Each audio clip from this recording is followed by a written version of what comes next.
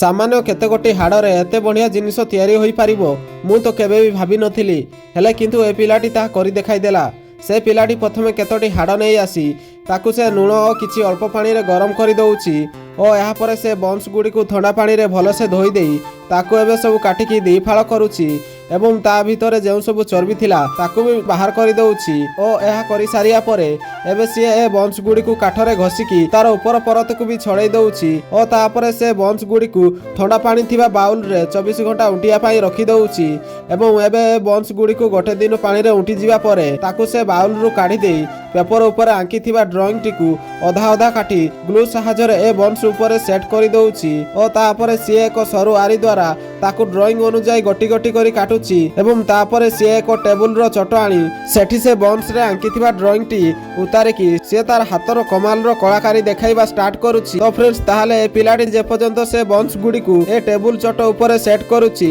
से भितर तुमे माने ए वीडियो टी को लाइक टी करी चैनल को सब्सक्राइब करि दियो एवं तुमे माने केउ जिल्ला रो ए वीडियो टी को देखुछो कमेंट रे लिखिकी जणाओ। तो फाइनली पिलाटी एते परिश्रम करिया परे से एक अति सुंदर बंश रे आंकित चित्र थिबा टेबुल टी तैयारी करि दउछि।